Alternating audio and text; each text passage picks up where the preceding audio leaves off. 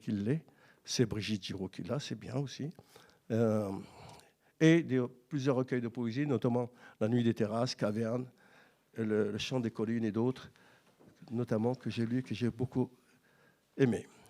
Donc il a eu plusieurs prix littéraires, je ne vais pas les nommer. Vous avez un résumé de ce qu'il a fait dans le programme.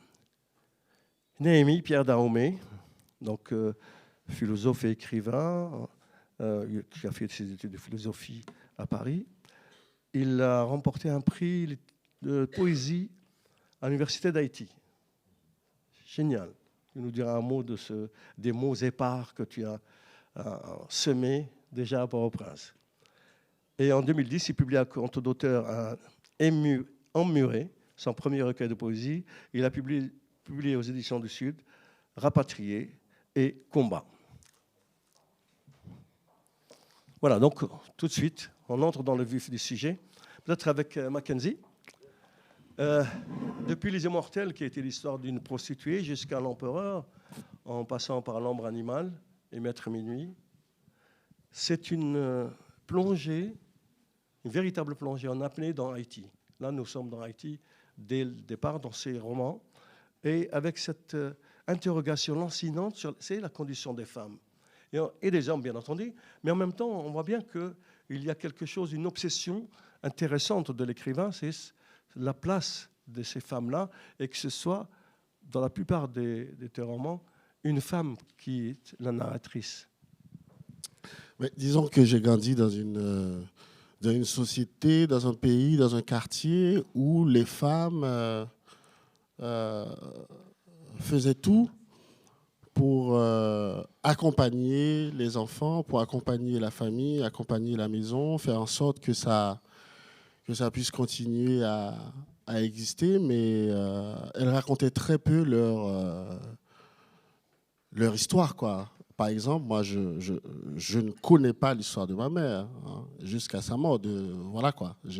Elle m'a jamais raconté son histoire, mais en même temps, je pouvais voir traverser ses yeux des éclats de mélancolie, des moments comme ça, mais je n'arrivais pas à associer ces moments, ces choses que je voyais dans ses yeux à, disons, à quelque chose de concret, quoi. Et c'est quelqu'un aussi qui m'a beaucoup raconté des histoires, hein, mais qui m'a jamais parlé de sa vie. Et ce silence-là planait sur tout le quartier, sur toute la société. Et on parle beaucoup des héros de l'indépendance. On parle beaucoup des hommes qui ont réalisé pas mal de choses. On raconte les exploits des hommes. Et on raconte très peu ou mal les exploits des femmes. Alors, chez moi, ce n'est pas une stratégie littéraire. Je ne me dis pas, bon, je vais parler depuis la voix d'une femme parce que... non, ce n'est pas du tout ça. Je pense que quelque part, je dis j'aimerais. Hein, j'aimerais combattre ce silence. J'aimerais transformer ce silence en quelque chose d'autre. Je dis j'aimerais parce que c'est une quête. C'est une quête. Rien ne dit que ce que je raconte touche vraiment les profondeurs de ce que j'ai vu dans les yeux de ma mère, les profondeurs vraiment profondeur de ce silence. Et puis, autre chose, c'est que moi, j'ai toujours aimé les écrivains qui sont capables de se projeter dans quelque chose. J'ai découvert un roman il y a peut-être une petite vingtaine d'années, je suis un vieux monsieur maintenant, écrit par un écrivain japonais qui s'appelle Natsume Soseki, qu'il a publié au tout début du XXe siècle, 1905-1906. Et c'est un roman, le titre du roman, c'est « Je suis un chat ». Le roman raconte justement la vie de ce professeur de littérature anglaise et toute cette bande du Luberlu qui tourne autour qui tourne autour de lui et qui viennent boire des coups. On voit ses amantes et tout. Mais le roman, la vie de ce professeur est racontée par le chat. Le chat qui dit...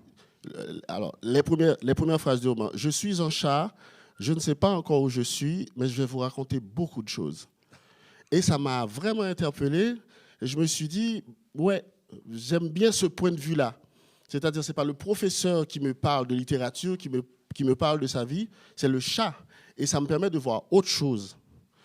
Et moi, je me connais plus ou moins. Je sais d'où je viens, je sais ce que je fais, je connais mes vices. Littéralement, je ne trouve pas ça très, très intéressant. Donc, mais en plaçant le curseur ailleurs, depuis l'au-delà ou depuis une autre voie, ça me permet de me voir, ça me permet de me réparer, ça me permet de comprendre et les choses. Ces immortels, ces prostituées de la Grande Rue m'ont beaucoup appris sur moi en tant qu'homme, en tant que jeune qui a grandi à Port-au-Prince, qui les voyait tout le temps sur le trottoir, coquette et tout. Et cette femme, cette Française, dans Une somme humaine, m'a appris beaucoup de choses aussi. Et parce que j'ai accepté justement de parler depuis elle. J'ai été elle pendant 3 ans. Et elle m'a permis de rencontrer un pays, une société, une histoire, parce que le roman, puisque c'est une autobiographie imaginaire, et je lui ai donné toute la place. Vraiment toute la place. Il y a des moments où elle a choisi de faire des choses qui me paraissaient un peu bizarres. Et je lui ai dit, mais qu'est-ce que tu fais? Non, ça ne va pas marcher, tu le sais. Et elle me dit, en fait, non, c'est pas ton histoire. On parlera d'une somme humaine par la suite. Mais enfin, tous tes romans, ce que j'ai cité, c'est cette histoire de femmes et d'hommes qui sont cernés, écrasés par des croyances religieuses, une croyance religieuse très forte, et par l'exploitation, par des patrons, par des hommes politiques et tout. Et il y a, on sent l'empathie de l'écrivain, on sent du créateur, on sent que c'est ce peuple-là dont il veut parler. C'est pas d'autre chose. Mais c'est une idée assez universelle. Moi, Néhémie et moi, on est nés, on a grandi dans un pays fragilisé. C'est un pays brisé, c'est un pays cassé. Et nous, on est tous les jours témoins de cette déchéance. C'est-à-dire les conditions politiques, économiques des luttes des classes expliquent et déterminent les conditions existentielles réelles de l'individu. Donc, si ma littérature ne peut pas aller dans ces zones-là, ce n'est pas possible pour moi. Et parce que ce sont des décisions sur des conditions qui m'ont écrasé aussi, qui ont écrasé ma mère, qui ont écrasé une société. Et aujourd'hui, ce n'est pas une réalité, ce n'est pas une spécificité haïtienne, c'est le monde.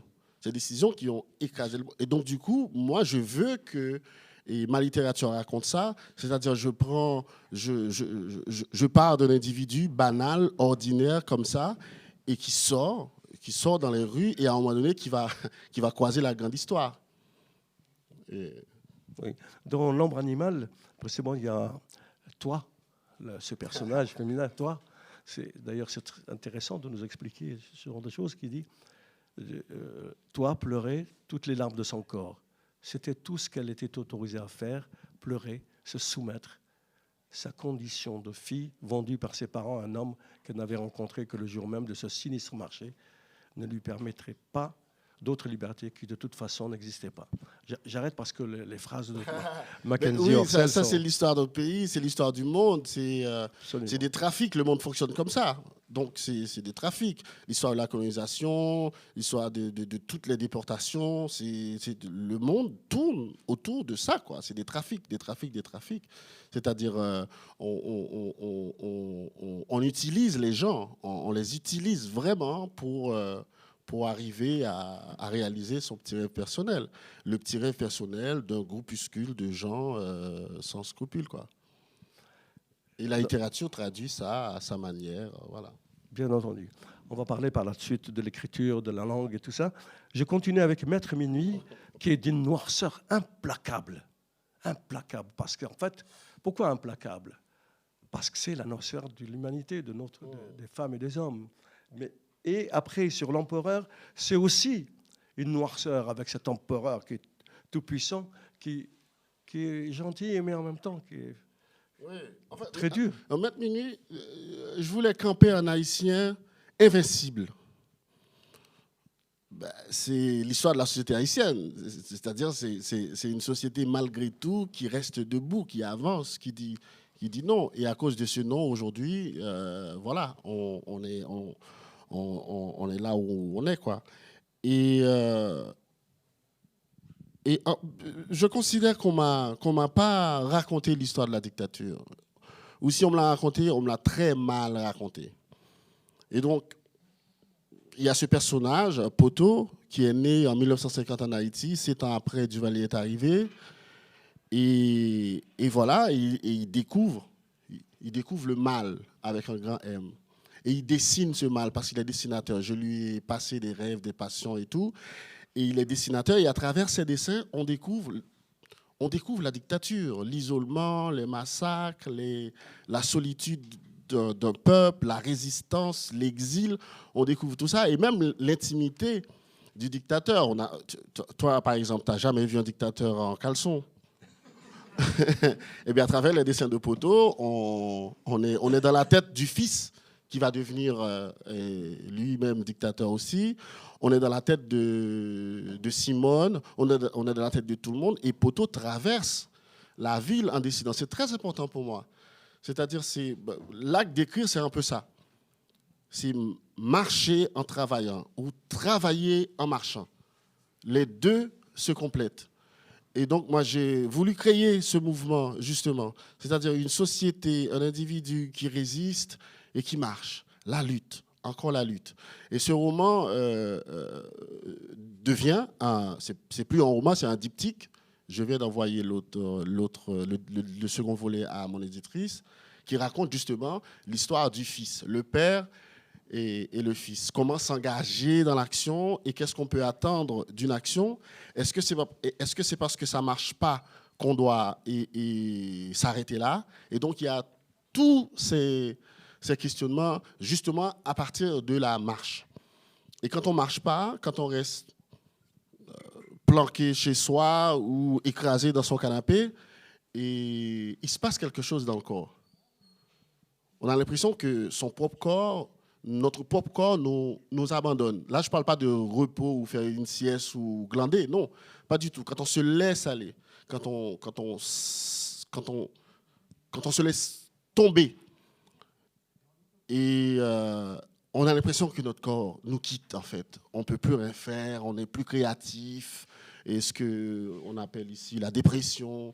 Et voilà, mais c'est parce que justement, on oublie son propre corps. Et justement, le mouvement de marcher, d'avancer, et ça nous permet justement d'être dans l'action, d'être en action, et aussi d'évaluer cette action. Parce que si on ne marche pas, si on ne sort pas de chez soi, on ne peut pas savoir ce qui se passe dehors. Et à partir du moment où on voit ce qui se passe dehors, on peut s'auto-évaluer et évaluer aussi, voilà, la réalité, pouvoir continuer. Alors, il y a cette plongée, cette interrogation sur les femmes et les hommes et leur destin et leurs difficultés et cette idée de marcher, constamment de s'inventer. Mais ce qu'il y a comme affirmation qui ressort de la part dans tes romans, et notamment avec l'Empereur, c'est l'affirmation de pouvoir du poème. Oui. C'est éclatant, notamment dans l'Empereur. Oui. C'est le poème qui prime. Oui, en fait, c'est une petite démarche assez déceptive d'ailleurs que j'ai commencé avec l'ombre animale. Non, Les Immortels, le premier. Et c'est-à-dire, d'un côté, tu as le poème qui est, pour moi, comme une sorte de saisie dans le temps, une passante qui passe et qui laisse son parfum. Et peut-être qu'on ne reverra plus jamais cette passante, mais le parfum est là. Et le parfum continue à nous émouvoir, à nous émerveiller. Donc ça, c'est la poésie. Ça tape tout de suite. Ça te réveille tout de suite. C'est urgent, c'est là. Et le roman, le récit, qui a une sorte de déroulement dans le temps. Il faut installer les choses, et trucs, voilà, le lecteur suit et tout. C'est une autre structure. Et je me dis qu'il y a peut-être un point de ralliement entre le poème, qui est une saisie dans le temps, une comète qui passe, une lumière comme ça, et le récit. Et quand les deux se croisent, quand les deux s'embrassent, ça donne ça. C'est-à-dire, si on fait abstraction des situations, des personnages que je crée, Et ben, ce qui reste, c'est un très long poème. Et voilà. Moi, ce qui me permet d'aller dans des zones existentielles très reculées, qui me permet d'aller dans des endroits très, très sombres ou très lumineux de l'humain, c'est la langue. Et la langue comme une sorte de champ gravitationnel qui va chercher tout ça. J'ai rien inventé. Hein. J'ai pas inventé, si on parle de l'empereur, j'ai pas inventé le pouvoir religieux, j'ai pas inventé le pouvoir économique, j'ai pas inventé la mauvaise gouvernance, j'ai pas inventé un pays en chute libre, j'ai rien inventé. Mais c'est la langue. C'est la langue qui va matérialiser tout ça, qui va créer cette passerelle entre moi, ce qui me ravage, et toi. C'est-à-dire qui va te réveiller, qui va t'ouvrir les yeux sur un réel. Et moi, sans la langue, je ne peux pas faire ça. Voilà. Si mes livres contiennent une certaine force, elle est là, justement, dans ce travail. Je ne sais pas ce que ça vaut, mais voilà, c'est ça le plus important pour moi. Alors justement, ça nous ramène à une somme humaine. Alors cette somme humaine, c'est véritablement une somme.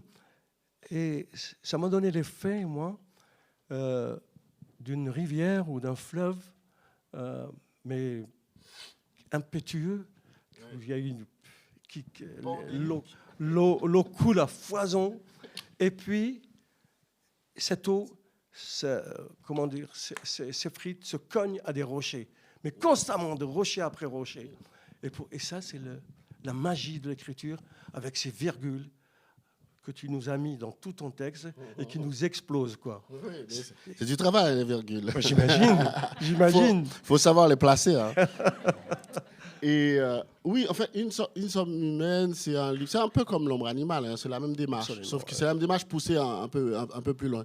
C'est une métaphore du mouvement de la vie. Je m'intéresse beaucoup à l'astronomie. J'ai ma lunette astronomique, je regarde beaucoup le ciel. Parce que la Terre, elle est quand même toute petite. Hein. Quand on regarde la carte de l'univers, la Terre, c'est un grain de poussière sur une plage, qui est un grain de poussière sur une autre plage, et ainsi de suite.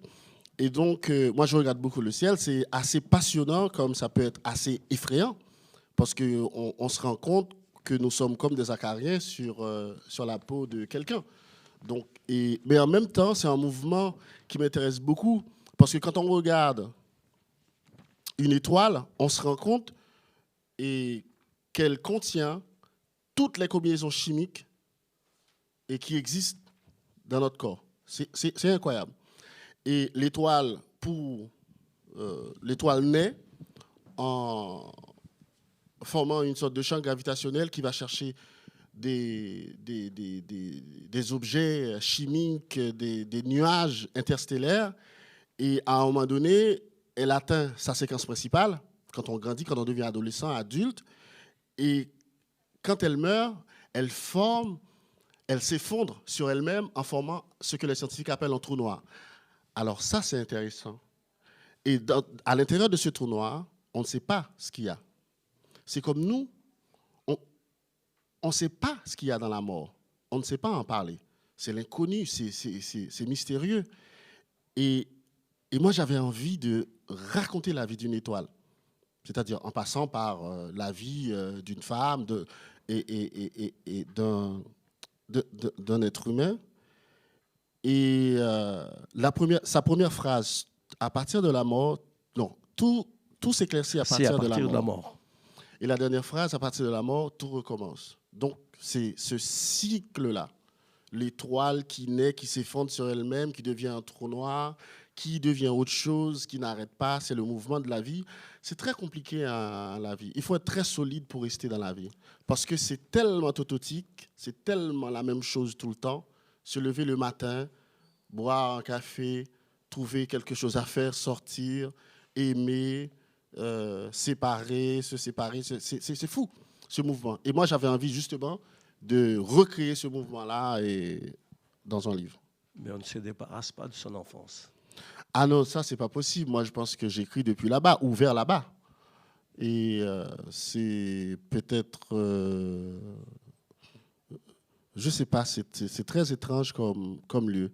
C'est un peu comme quand on émerge et de son travail après, après 10 heures, 15 heures. Genre, pendant 5 heures, on écrit et après, on doit sortir de là, on doit émerger. Et c'est très bizarre. Moi, je ne sais toujours pas quel mot mettre sur ce lieu auquel on accède quand on écrit. Et on se rend compte justement quand on se relit. Oh, d'où ça vient? J'ai écrit tout ça. Mais c'est un peu comme l'enfance. Je ne sais pas si on est de son enfance, on écrit de son enfance, ou est-ce qu'on avance, est-ce qu'on chemine vers elle? Peut-être les deux. Ou les deux, oui. Tu veux bien nous lire un extrait? Oui. Alors, je ne sais pas comment tu vas arrêter quand tu vas commencer, mais il faudra que tu t'arrêtes. Oui, parce qu'il n'y a pas de point. Ouais. Bon, allez, je lis le début, ce qui illustre bien tout ce que je viens de raconter à propos de la naissance des étoiles, parce qu'elle le dit elle-même. Tout s'éclaircit à partir de la mort. Le temps, sitôt dépouillé de ses mystères et de ses métamorphoses, baigne dans un océan de pur jour. On dirait qu'il retourne à sa source intérieure. Je ne sens plus sur ma nuque sa langue rêche et fiévreuse, son souffle irrépressible.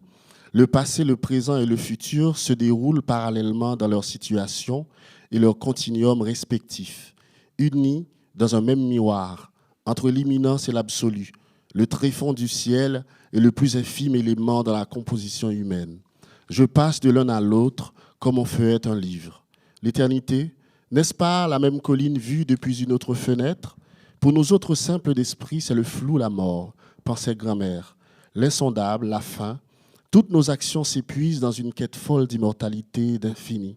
La mort, disait jadis sa mère, qui reprenait les mots de sa grand-mère, qui reprenait les réflexions du patriarche qui fut bon élève. La grande roue est la seule et l'unique certitude. Mais la certitude n'est-elle qu'un possible accéléré, surestimé, une hypertrophie du réel? Mourir, c'est se métamorphoser, puis renaître, loin de toute forme de souffrance, ou mieux, accéder à un cycle nouveau, inconnu, qui nous libère de la vie, de la mort, de tout. Quoi qu'il en soit, le vivant est trop insensible à ce qui échappe au réel pour comprendre l'immense satisfaction éprouvée par une âme qui n'est plus soumise au calcul du temps. Merci, merci.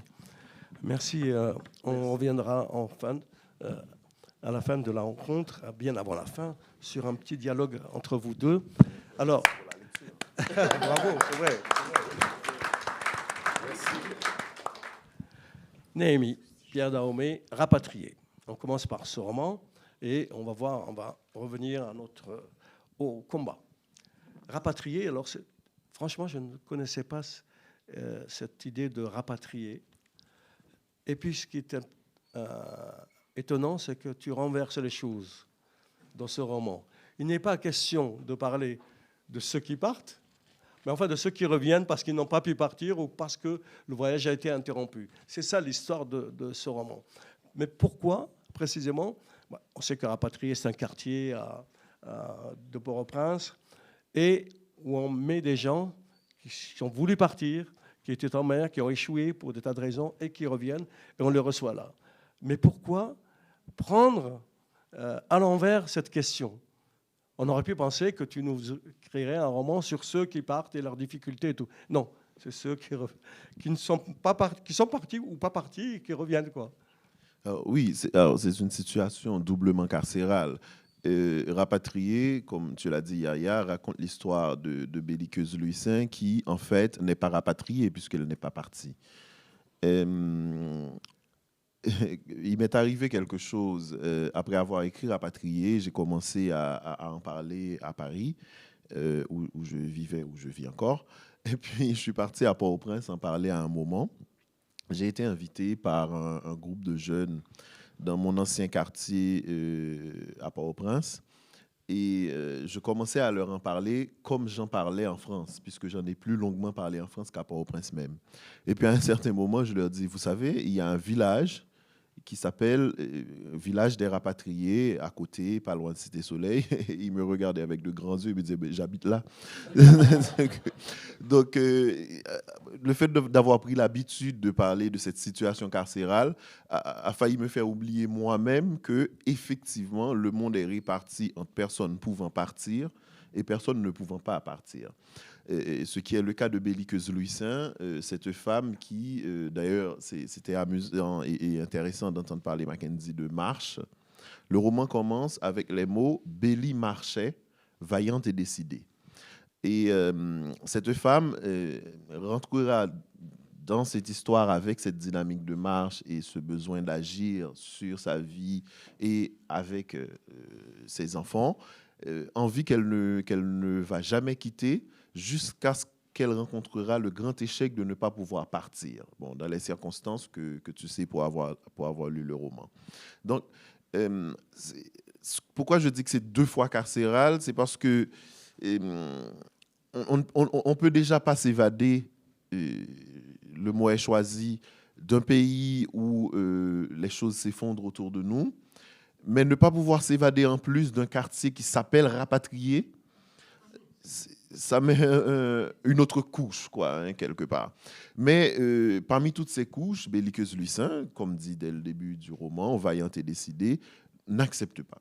Elle n'accepte pas de rester dans cette carcéralité, elle n'accepte pas d'être enterrée là, quelque part. Et le roman, c'est l'histoire de son combat. Alors, mais Bélikeuse Louisin n'est pas seule. Elle a 2 filles, Bélial et Luciole, précisément, qu'elle doit faire grandir, à qui elle doit assurer quelque chose. Et là, c'est une lutte à mort, pratiquement. Donc, au-delà des retours et des départs, ou de départs avortés, il y a cette lutte contre la fatalité de la pauvreté, de l'écrasement. Alors, contre la fatalité en général, c'est un peu l'histoire de la littérature, il me semble, hein, surtout l'histoire de ce genre étrange qu'on appelle le roman, où, à la vérité, quelque part, le narrateur, lui, sait ce qui va se passer. Depuis Homère, depuis l'Iliade, depuis le très fameux chant aux déesses, la colère du Péléide d'Achille, le narrateur, c'est comme s'il n'y avait de narrateur que omniscient. Ça ne veut pas dire que l'écrivain, lui, il sait. Hein. Moi, en écrivant Rapatrié, je ne savais pas précisément ce qui allait arriver à Bélial et à Luciole. Mais quelque part, le narrateur, lui, nous annonce toujours quelque chose de supplémentaire. De telle sorte que le roman est un genre qui charrie bien, qui porte bien les histoires sociales et politiques les plus tendues. Et, il n'y a pas vraiment besoin, comment dire, oui, bon, l'essai sociopolitique a toute son importance. Hein, j'admire très, très hautement les gens qui arrivent à en faire. Mais quelque part, raconter une histoire qui se passe dans un tel contexte présente aussi une certaine lucidité sociale et une lucidité politique qui fait que, en se battant pour ses filles, parce que le combat de Bélikeuse dans Rapatrié, finalement, c'est précisément pour ses filles. Bien entendu, elle a aussi un garçon pour lequel elle ne s'est pas tant battue que ça. Bon, elle a accepté le destin de son garçon beaucoup plus facilement que le destin des 2 filles. Mais raconter son combat est forcément quelque chose qui renvoie, sans le vouloir, hein, à une forme d'analyse sociale et politique, si tu veux. Et dans ce roman, ce qui est intéressant, c'est qu'on ne parle pas d'identité, d'appartenance, puisque c'est Rapatrié, c'est un endroit, ce village construit, c'était pour ceux qui ont avorté, mais de la rencontre. C'est ça le roman, c'est la rencontre entre les êtres, c'est la solidarité qui s'établit à un moment donné. Oui, la vérité, c'est que je ne sais pas parler d'identité, ni même d'appartenance. C'était très à la mode à un moment. Hein. Il y a peut-être 10-15 ans, dès qu'on débattait principalement avec ce qu'on appelle les écrivains francophones, c'est-à-dire les écrivains qui écrivent en français et qui ne sont pas forcément blancs, donc qui viennent d'Haïti et qui viennent bon, ailleurs, quoi.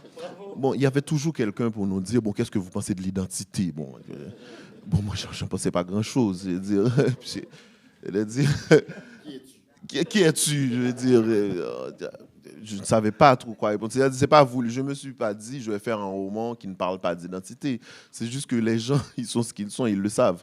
Je veux dire, ils ne se posent pas la question, quoi. Je répondais alors belliqueuse ne se lève pas un matin en se disant je suis haïtienne, quoi. Enfin, personne ne fait ça. Je veux dire. Ou je suis noir, ça recommence, quoi. Je veux dire, à un certain moment, tu vois. Donc les gens se lèvent, ils vivent leur vie, ils affrontent les difficultés qu'ils ont à affronter, bon, à peu près comme tout le monde, quoi. Ce qui n'empêche pas qu'on ait des appartenances, hein, c'est-à-dire qu'on s'identifie à des choses, on s'identifie à sa religion souvent, à son travail. C'est-à-dire quand on demande à quelqu'un bonjour, qui êtes-vous, bon, la personne va dire je suis ingénieur en informatique, etc., va décliner un certain nombre d'appartenances, soit à son travail, soit à sa famille. Je suis le frère de, ou je suis la sœur de un tel. Ou des choses qui te décrivent, mais qui sont en fait que des appartenances. Bon, c'est-à-dire tout le monde les reconnaît, mais ça ne nous obsède pas, quoi. C'est-à-dire, personne n'est obsédé réellement, enfin, je suppose, hein, j'espère, par qui il est, quoi. Je veux dire, bon, en général, on s'oublie assez peu, bon, sauf dans le sens métaphorique que Mackenzie vient de décrire, pour parler d'une forme de lourdeur qu'on acquiert quand on ne se met pas en action. Mais en règle générale, bon, on n'a pas besoin d'intermédiaires entre nous-mêmes et nous-mêmes pour savoir qui on est, quoi. Bon, c'est seulement pour ça que le roman ne parle pas d'identité. Je m'en excuse, hein, si ça te... Mais c'est ça ce qui est intéressant, effectivement. C'est la rencontre. Et c'est le combat. Ce qui nous amène à ce deuxième texte, combat. Alors, interrogation sur le titre, déjà, en principe. Et je pense peut-être qu'on t'a déjà posé cette question. Combat au pluriel, ce n'est pas écrit les combats, des combats, c'est combat. C'est quoi? C'est raconter, on parle du titre, hein, les combats des femmes et d'hommes, ou alors est-ce une injonction? Oui, c'est-à-dire, j'étais très content de voir que combat puisse être la deuxième personne aussi, dans le sens injonctif de combat. Mais la vérité, Yaya, pour te dire honnêtement, c'est que je ne suis pas très doué pour les titres. C'est-à-dire, je n'ai pas beaucoup de confiance en moi quand il s'agit des titres. Du coup, pour réduire les dégâts, je choisis un seul mot, quoi. Tu vois ce que je veux dire? À un certain moment, j'ai choisi rapatrier parce que bon, le village s'appelle, bon, l'endroit s'appelle rapatrier. Bon, je me suis dit, bon, voilà, tout le monde va. Et puis combat. Et il se trouve que dans ce roman, tout le monde se bat tout le temps. Et il y a un combat de coq, et il y a évidemment le symbole même des combats dans la Caraïbe, tu vois, et combat de coq.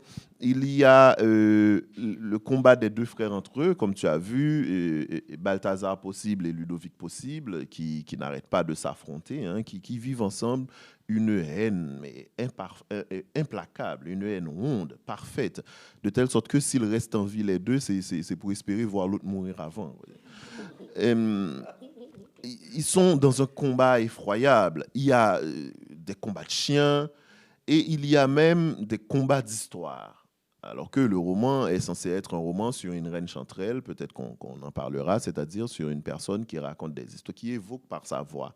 Et dans le roman, j'en fais une évocation narrative, c'est-à-dire de pouvoir raconter des histoires. Donc tout le monde se bat dans ce roman. Il y a des combats partout. Le roman lui-même reflète le combat d'un pays qui écrasé par une dette, essayait de s'en sortir, quoi. Essayait de ne pas accepter le destin qui lui était fait par le poids de cette dette. Donc, puisque ça raconte beaucoup de combats et que, comme je te l'ai dit, je ne tiens pas particulièrement à chercher des jeux de mots extraordinaires. Bon, il y en a qui le font très bien. Magnifique, Une somme humaine de Mackenzie Orsel. Bon, j'ai dit, bon, on va appeler ça combat, quoi. Bon, voilà. Bien. Alors, tout à l'heure, Mackenzie Orsel parlait de l'histoire d'Haïti dont on n'en parle pas. Et là, tu as décidé précisément d'inscrire ce roman en 1842, à peu près 40 ans après l'indépendance. Là, c'est délibéré, là, c'est une décision de l'auteur, ce n'est pas le narrateur. C'est parce qu'il y a un intérêt ou urgence à transmettre cette histoire? Alors, au risque de te surprendre, c'était pas une décision... C'est une décision délibérée, mais ce n'était pas du tout a priori. C'est-à-dire que je ne suis pas arrivé dans l'histoire sachant que le roman va se passer en 1842. Je voulais un dépaysement, mais figure-toi qu'il n'était pas du tout dans le temps. Ce n'était pas un dépaysement dans le temps, c'était un dépaysement dans l'espace. Je voulais une histoire dépouillée des infrastructures urbaines, donc qui se passe dans des milieux ruraux, pour pouvoir camper mon personnage de Reine Chanterelle. Et le milieu rural, en tout cas pour moi, est très difficile à décrire. Dire, à un certain moment, pour rapatrier, bon, si je parlais d'une impasse, je disais une impasse, à peu près tout le monde voyait ce que c'est. Quand on écrit en ville, on dit le nom des rues, etc. Bon. Et pour quelqu'un comme moi qui a grandi dans des milieux périurbains, et c'était un travail intéressant de pouvoir seulement mettre les personnages en marche dans le milieu rural. Parce que bon, je ne savais pas comment dire. Je disais 3 arbres plus loin, quoi. Je n'y arrivais pas beaucoup. Hein. Donc, c'est ce dépaysement-là qui m'a fait considérer que, perdu pour perdu, je vais isoler les histoires racontées dans Combat dans le temps aussi. Alors, ce qui n'en fait pas un roman historique, parce que ce qu'on appelle roman historique, il me semble, a plutôt tendance à raconter la vie de personnages historiques, très souvent des mecs que tout le monde connaît déjà. Bon, voilà. Là, c'est vraiment des personnages complètement inventés que j'ai construits dans le fantasme d'une forme d'ancestralité personnelle. Ce que je veux dire par là, c'est que mon père vient de la plaine du cul-de-sac. Ne connaissant pas l'histoire des ancêtres de mon père à la plaine du cul-de-sac, j'étais dans l'idée que probablement j'étais en train de raconter leur histoire pour de vrai. Vous savez, comme avec la cartomancie, on peut lire dans le futur. C'était une sorte de cartomancie pour lire dans le passé, quoi, quelque part. Hein. Et j'espère sincèrement que ça s'est vraiment passé dans la filiation de mon père. Bon, je suis sûr de rien. Hein, bon. Et donc, c'est vraiment ce dépaysement territorial qui m'a amené vers un dépaysement dans le temps, quoi, en 1842. Et bien évidemment, puisque j'y étais en 1842, j'en ai profité pour dessiner les enjeux qui se passaient à l'époque. Non seulement les enjeux de combat dont je viens de te parler, avec les tensions, les notaires ruraux, les filiations, qui est parent de qui, etc., qui appartient telle terre. Et puis, mais j'ai profité aussi pour dessiner l'enjeu principal de l'époque, qui était quand même le moment où Haïti commençait à payer cette dette d'indépendance à la France, qui a complètement hypothéqué l'avenir de ce pays. C'est-à-dire que les problèmes dont parlait Mackenzie et la situation d'Haïti que tu connais très bien, Yaya, sont liés aussi, il me semble, très directement au fait que Haïti, pendant le 19e siècle, n'a pas vécu cette espèce de transition que la plupart des pays, quasiment tous, vivaient à l'époque, d'une société agricole à une société industrialisée, ce qui va en faire, évidemment, des pays plus aisés pendant le XXe siècle. Haïti a raté cette période parce que Boyer a dû faire ce qu'on appelle le code rural, pour maintenir tout le monde sur leur terre, parce qu'il fallait rembourser cette dette faramineuse que le bon Charles X a eu l'idée de demander au non moins bon Jean-Pierre Boyer, qui est, comme tu le sais, la dette, une dette. Vous savez, juste une parenthèse, après je te laisse tranquille. Et il y a un historien de la dette qui s'appelle David Graeber. Il a fait, bon, les gens l'appellent Gribert aussi. Il a fait un livre qui s'appelle Dette 5000 ans d'histoire. C'est un très bon livre. Mais au moment où il parlait de la dette d'Haïti, on sentait que dans son écriture, il rigolait, quoi. Mais un sourire triste, hein, un rire en narquois. Parce qu'il a dit dans toute l'histoire de la dette, et il en a étudié 5000 ans, il n'a jamais vu une dette où les gens ont été obligés de payer pour acheter leur propre gueule, quoi, je veux dire, quelque part. C'est-à-dire, oui, ça fait un rire gênant, hein, cette histoire. Et parce que peu de gens le savent qu'après l'indépendance d'Haïti en 1804, les puissances internationales se sont concertées sous demande des anciens colons, parce que les anciens colons, ils ont eu cette logique implacable. Ils ont été voir Charles X et ils lui ont dit, écoutez, ces gars-là, ils ont fait une bataille, ils ont fait l'indépendance et tout, sauf que nous, en tant qu'anciens esclaves qu'ils sont, c'était nos propriétés. Donc maintenant qu'ils ont fondé un pays, quelque part, ils nous ont pris nos propriétés, quoi, je veux dire. Et puis, figurez-vous que Charles X a dit, ben oui, je n'y avais pas pensé, quoi, je veux dire. Et puis, du coup, Haïti s'est retrouvé et il a été voir, il a envoyé ses émissaires voir Jean-Pierre Boyer. Bon, ils ont demandé 120 millions de francs or pour que ces anciens esclaves, en 1822, 120 millions de francs or pour que ces anciens esclaves émancipés par une bataille d'indépendance, enfin comme on fait, puissent payer les terres qu'ils ont pris et bon, leur gueule qu'ils ont émancipée, quoi, je veux dire, quelque part. Je ne sais pas comment le dire autrement. Boyer ne voulait pas, évidemment, parce qu'il est très rare de s'acheter soi-même. Mais bon, toutes les puissances de l'époque ont dit, bon, et si vous ne voulez pas, bon, on ne va pas commercer avec vous, quoi. Je veux dire. À un certain moment, il a dit, bon, oui, on va être obligé de payer. Figurez-vous que cette histoire de dette s'est arrêtée en 1982, sous Mitterrand.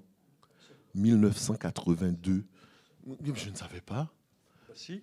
Je ne savais pas que c'était 1982. Pour moi, c'était de l'histoire ancienne. Pour moi, même de. Ça continue sous d'autres formes. Mais non, ça a continué sous une forme fort intéressante parce que puisque Boyer n'avait pas l'argent pour payer, Charles X lui a dit non, t'inquiète pas, j'ai une solution. Je te prête de l'argent. La Banque de France va te prêter l'argent. Comme ça, tu nous rembourses. Et après, tu vas rembourser l'intérêt de cet argent. Et le remboursement de l'intérêt s'est arrêté en 1982. Je veux dire, après, quand on me demande pourquoi Haïti est un pays pauvre, pourquoi Haïti est resté essentiellement agricole. Les ignorants disent que c'est un pays maudit. Micro. Ah, pardon. C'est important le micro. Les ignorants disent que c'est un pays maudit, que ça ne changera jamais et tout, mais c'est vrai, voilà, il y a cette histoire. On peut pas faire abstraction de cette histoire quand on parle des difficultés que traverse ce pays. Ben oui, ça a hypothéqué le 19e siècle. Et quand tu as un siècle de transition de l'économie agricole à l'économie industrielle qui est hypothéquée, ben ça hypothèque tout ton avenir. Et c'est peut-être un pays maudit, mais la malédiction, on sait très bien où elle est. Elle est dans le coffre de la Banque de France, tu vois, à un certain moment, tu vois. Pour avoir connu Haïti, je peux dire que c'est un pays lumineux par ses femmes et ses hommes. Je vais lire un extrait de combat. Une musique monte. C'est un air de banjo sous une voix rock, peinant à percer la masse épaisse de testostérone qui sature l'atmosphère. Le combat reprend en 2 temps, 3 mouvements, et les coqs semblent avoir oublié qu'ils se sont déjà vus et détestés. Ils recommencent avec une harne toute neuve. Alors ce combat de coqs, c'est vrai que tout à l'heure tu nous disais que c'était tradition dans les Caraïbes. Mais là, dans ce roman, ce combat de coq, c'est autre chose. C'est une métaphore de... Écoute, tu vas me faire rougir. J'en suis très particulièrement fier, figure-toi. Tu sais, il y a une différence entre Mackenzie et moi. Je l'ai déjà entendu en entretien. C'est quelqu'un qui parle beaucoup du plaisir d'écrire. Honnêtement, pour moi, l'écriture n'est pas une partie de plaisir. Enfin, j'ai d'autres méthodes pour prendre du plaisir. Je bois les coups, en fait, tu vois. Mais écrire, pour moi, il y a quelque chose, évidemment, de la nécessité, il y a un besoin, mais ce n'est pas forcément une partie de plaisir. Mais le moment de ce combat de coq, vraiment, j'ai pris un certain plaisir. Quoi. Je ne te cache pas. Quand on lit ensemble. C'est-à-dire qu'il y a le coq bis l'imbattable, bon, comme son nom l'indique, qui est imbattable, quoi, qui n'a jamais perdu de combat pendant très longtemps, sauf qu'on ne l'avait jamais opposé au très fameux la bête immonde. C'est ça. Bon, la bête immonde, comme son nom l'indique, tu n'as pas envie de te battre contre la bête immonde, quoi. Tu vois. Et, Timoléon Jean-Baptiste, qui est un paysan militant, il a provoqué Balthazar en duel pour ne pas devoir se battre main à main, quoi, je veux dire. Ils ont trouvé cette chose qui se fait à la plaine du cul-de-sac. Pour résoudre leur conflit, ils font se battre leur coq. Bon, chacun débarque avec son coq, dit tu vas voir, tu m'as menacé, tu vas voir comment mon coq il va tuer le tien. Et puis, ils mettent les coqs au milieu, etc. etc. Bon, j'ai pris plaisir à décrire le combat, à vraiment, comme dans la tête du chat, rentrer dans la tête des coqs, voir les stratégies de combat qu'ils mettent en œuvre, comment ils s'attaquent. Et je ne sais pas si tu as déjà vu un combat de coq, Yaya, c'est très violent, je veux dire, vraiment. Hein. On est surpris de voir autant de violence chez les si petits êtres, quoi, je veux dire. Et ils sont là en train de se battre, non seulement pour épuiser le combat entre les humains, mais peut-être aussi pour provoquer le combat entre les humains. Et pour te dire, mon ami Louis-Philippe d'Alembert il m'a fait un joli compliment. Il m'a dit, écoute, la plupart des auteurs de la Caraïbe adorent les combats de coq et on rêve d'en écrire et toi, tu l'as fait. Franchement, ça m'a fait beaucoup de plaisir. Parce que c'est malin, quoi. Je veux dire, ça m'a amusé, quoi. Oui, on voit bien que tu t'es amusé, effectivement. Alors, j'aimerais que tu nous lises avant tout un extrait de Combat, si tu permets, l'extrait que tu veux. Je vais dire. Quand tu m'as dit que j'allais le voir lire, j'ai choisi une page.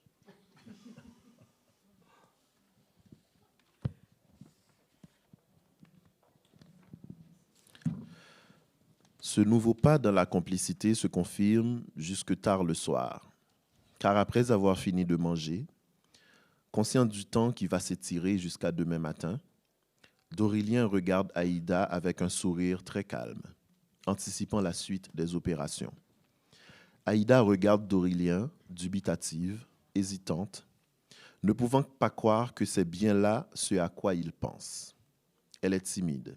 Elle baisse la tête, la relève, puis elle assume l'attitude conquérante du gros Dorilien. Celui-ci se lève, approche sa paillasse qu'il colle contre le mur, à la perpendiculaire de celle d'Aïda. Il s'y installe tout confort face à la porte d'entrée, dos au mur. Aïda se verse de l'eau. Elle aurait voulu une dose de tabac car la nuit sera longue. Et là, dans cette chambre bougeant lentement sous la faible et scintillante flamme, se déclare le plus beau duel déroulé à la plaine du cul-de-sac, dans tout le pays et peut-être dans le monde entier. Bien mieux que Bis l'imbattable contre la bête immonde. Encore mieux que le récit d'exploration des plus grands chevaliers, car finalement, il s'agit moins d'un duel que d'une passe d'armes subtile, sans public, amicale et perdue à jamais dans les plis sombres du chuchotement. Dorilien et Aïda vont se raconter des histoires. Merci.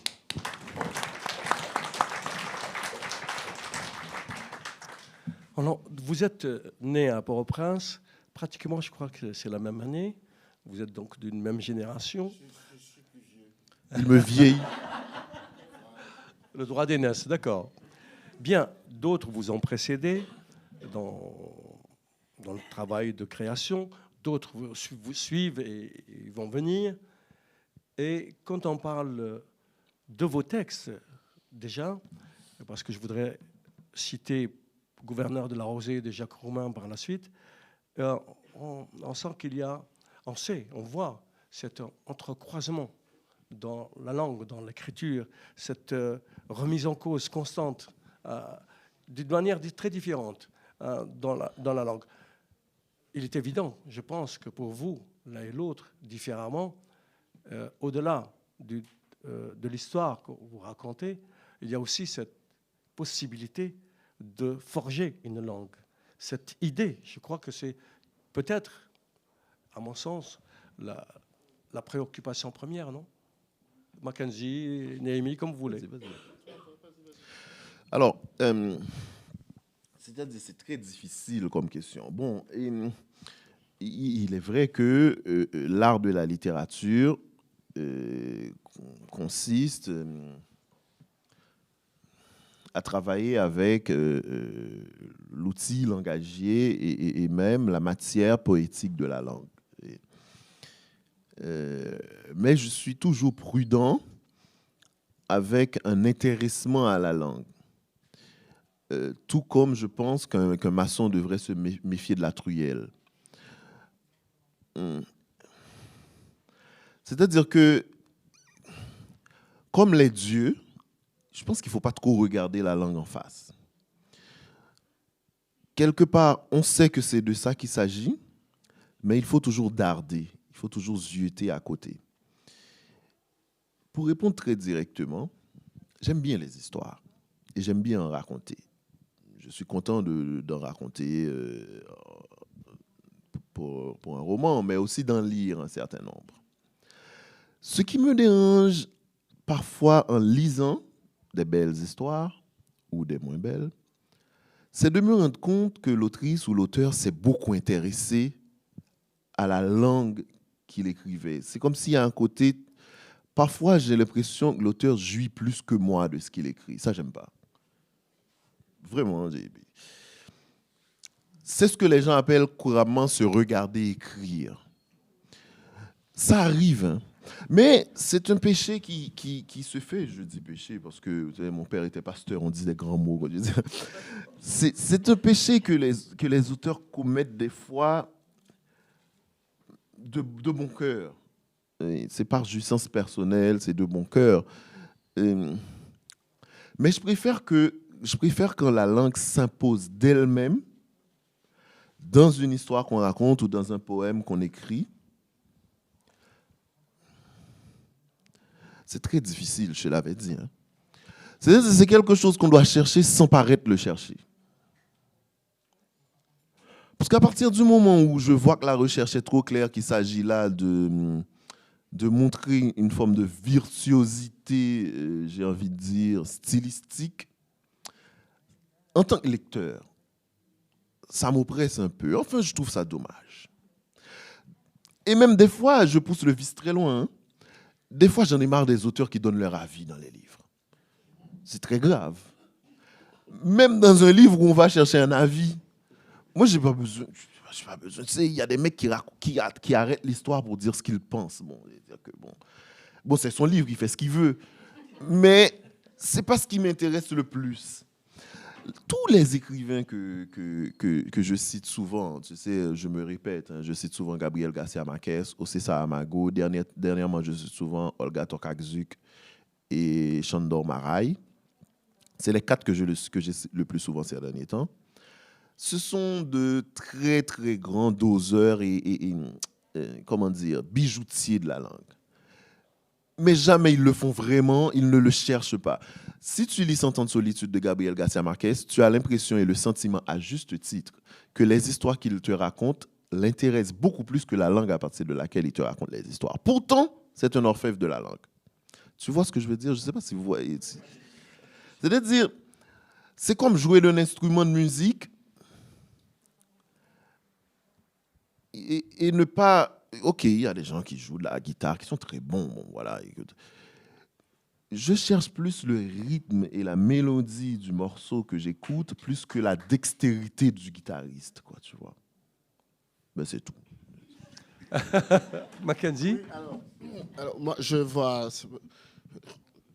Enfin, chacun son truc, hein, et tant mieux. Et moi, je vois ça comme une sorte de colonne vertébrale. Voilà. Dans une histoire, la langue est là comme une colonne vertébrale. C'est elle qui, en tout cas chez moi, c'est elle qui assure l'équilibre de tout ce qui se passe, de toutes les voies et qui traversent ce livre. On n'a pas parlé d'engagement, j'aime pas parler d'engagement, mais l'idée d'engagement ça peut renvoyer à une action directe, une action intellectuelle, militante, directe, dans l'écriture. Et la forme qu'on impose à un livre ou que prend un bouquin, ça peut renvoyer à l'idée d'engagement. La forme, c'est une forme d'engagement. Ça veut dire tout le monde fait comme ça, moi je m'engage là. Et la forme d'un livre est, transparaît une vision de la littérature, une vision de la société, une vision du monde, une vision de l'humain. Absolument.